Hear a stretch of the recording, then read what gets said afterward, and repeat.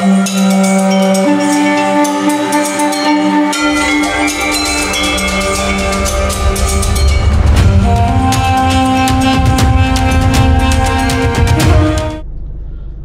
मंडळी, मी विनय प्रकाश राणे, तुमचं सगळं स्वागत आहे अनिरुद्ध प्रवासमध्ये.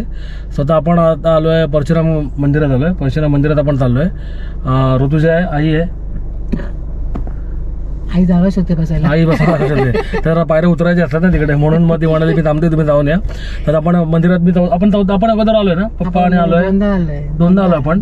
मग मी बापू भक्तावर एकदा आलोय, 3 झालं, संख्याबरोबर 4, आता 5व्यांदा येणार आहे. आज वाढदिवसा निमित्त म्हटलं जाऊन येऊया. ठीक आहे, श्रीराम अंबतीनाथ सविद. तर आपण बघूया, आपण जाऊया, आपण चालू बघ. आता पाहुण्याकडे झालो आपण. ठीक आहे, चलो या. आणि इथे तुम्ही बघाल ना, जुना रस्ता आहे. आई चालली, आई बरोबर चालत आता, तिला स्लिपरी असेल ना तिकडे.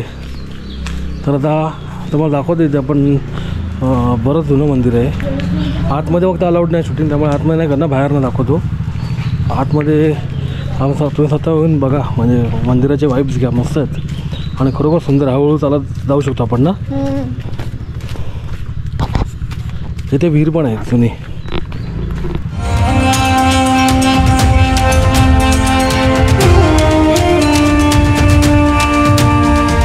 समोर मंदिर आहे व्हाईट कलरचं, तुम्ही बघू शकता तिकडे. आता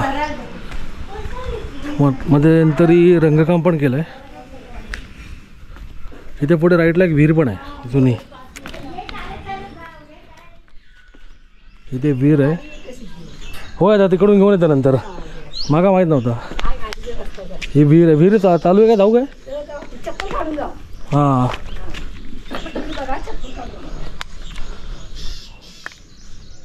ते विहीर आहे.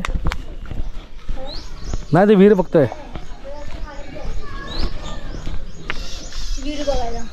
हे विहीर आहे, ते बरीच जुनी आहे. पाणी आहे खाली. होय,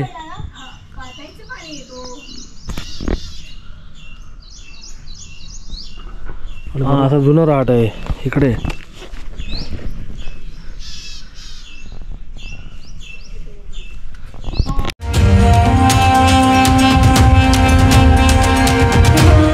आणि हे मंदिर, हे मागे पण मी दाखवलेलं, पण आज म्हटलं की स्पेशली वेगळा ह्याचा सेपरेट एक ब्लॉग करायचा होता मला मंदिराचा. आणि इथे बघा अजूनपर्यंत चिऱ्यांची कामं आहेत.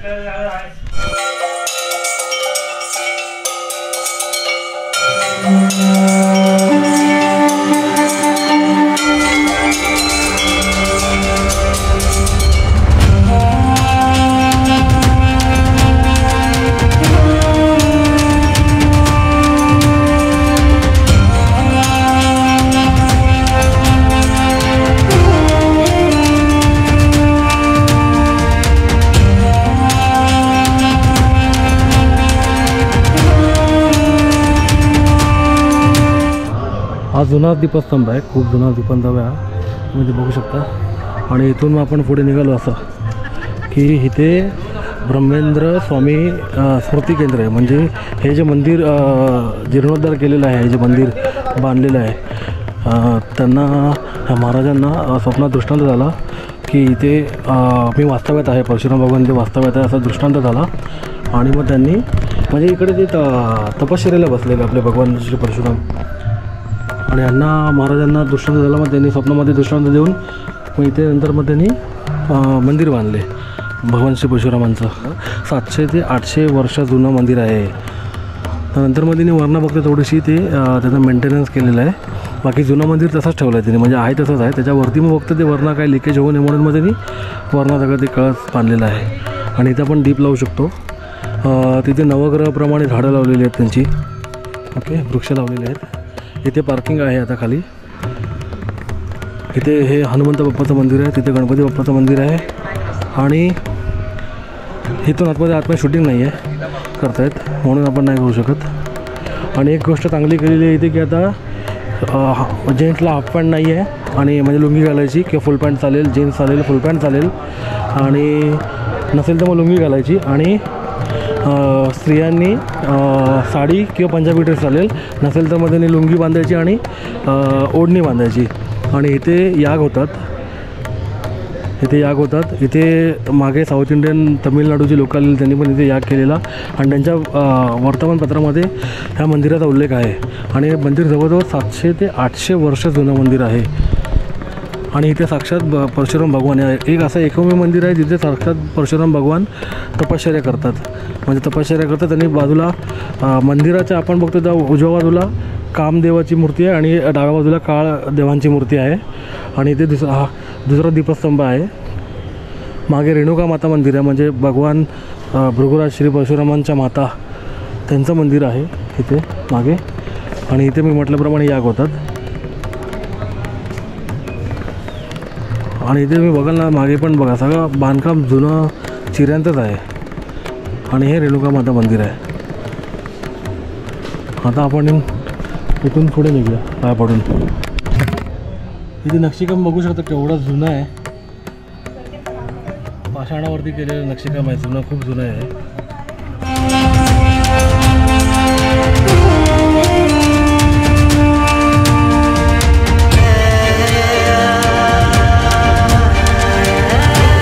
कासव पण आहे, तुम्ही बघू शकता. ते बघा ते बाहेर आलाय कासव. आता तिकडे एकदम भारी आहे इकडे दिसायला वगैरे सगळं. आणि आता इथे बाहेर आलं की ॲक्च्युली इथे पाय धुवायचे आहेत. आणि इथे एक मिनिट दाखवतो या. हे बघा इथे बरेच कासव आहेत. 1 2 3 4 5 6 तिथे काय वाटतं 7 कासव आहेत.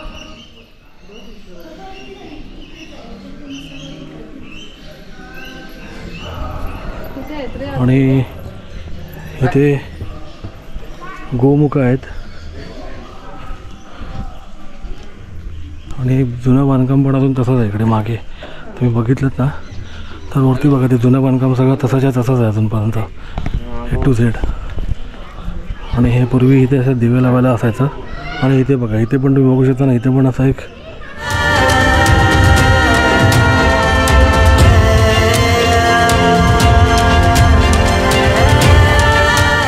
आपण बघू शकतो. इथे जरा इथे पण पाणीच आहे. ओके, म्हणजे विहीर टाईपच आहे, पाण्याचेच कुंड आहेत.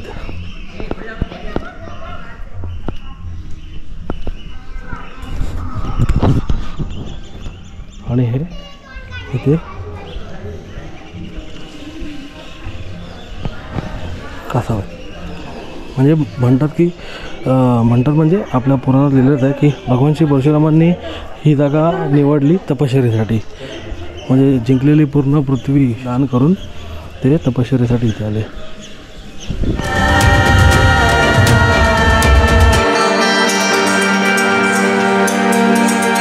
हा एंट्रन्स आहे मंदिराचा, हा एंट्रन्स आहे.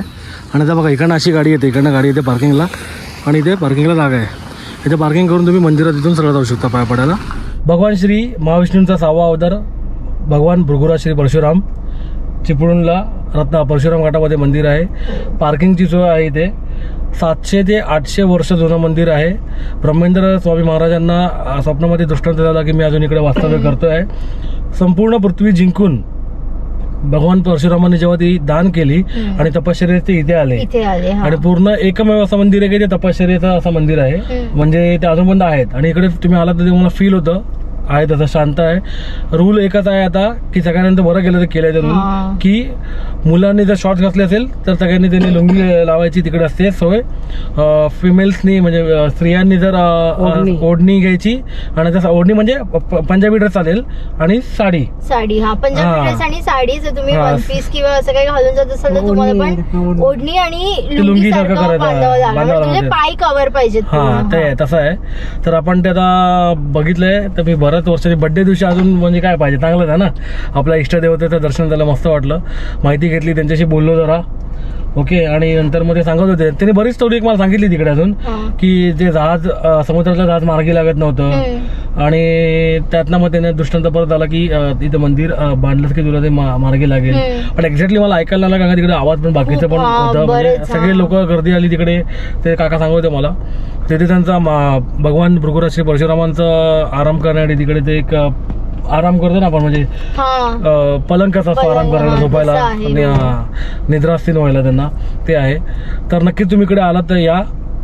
परशुराम घाटात ना 5 ते 10 मिनिटावर गाडीने आहे. आता गाडी तर मंदिरापर्यंत येते. रस्ता छोटा आहे आणि इथे तर काम पण चालू आहे. रस्त्याचं रुंदीकरण होईल मला असं वाटतं लवकरात लवकर.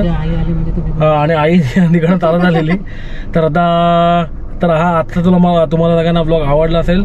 पण एक मला वाटतं मी बघितलं आहे दापोली रत्नागिरीमध्ये एक स्टॅच्यू आहे भगवान श्री परशुरामांचा. उडपीमध्ये एक नवीन स्टॅच्यू आपण बघितलेला आहे. म्हणजे आपण पाहणार होतो तो. एक इथे पण आहे कुठे गोव्याला पण तशीच दाखवलं. आपल्या सिंधुदुर्ग जिल्ह्यामध्ये कसला पाहिजे कारण भगवान परशुरामांची कोकण भूमी कोणाकडनं मिळाली आपल्याला त्यांच्याकडनं मिळाली वरदान. ती कुठून आहे वापीपासून ती केरळापर्यंत आहे. एवढा मोठा त्यांचा तो पट्टा आहे. सगळे मंदिर आहे त्यांचे स्टॅच्यू आहेत त्या पट्ट्यामध्ये प्रत्येक मेन ठिकाणी आहेत. मी ऑब्झर्व केलं मला असं वाटत होतं पहिलं की आपल्या सिंधुदुर्गामध्ये पण एक असा मोठा स्टॅच्यू असावा भगवान श्री परशुरामांचा. म्हणजे आपल्याला एक आठवण राहील आपल्या पुढच्या पिढींना पण आठवण राहील की भगवान भृगुराज श्री परशुरामांमुळे आपल्याला कोकण भूमी प्राप्त झाली. किंवा जर कोणाला माहिती असेल मंदिर आहे किंवा कुठे असेल असं आम्हाला सांगा. आम्ही तिकडे जाऊ नक्की करू आम्ही ब्लॉग. तर नक्की तुम्हाला आजचा ब्लॉग आवडला असेल तर सगळ्यांनी लाईक शेअर कमेंट करा. जास्तीत लोकांना शेअर करा. ठीक आहे तर आपण लवकर नवीन पण भेटून. टिल देन हरिओम श्रीराम अंबा नाथ सवित.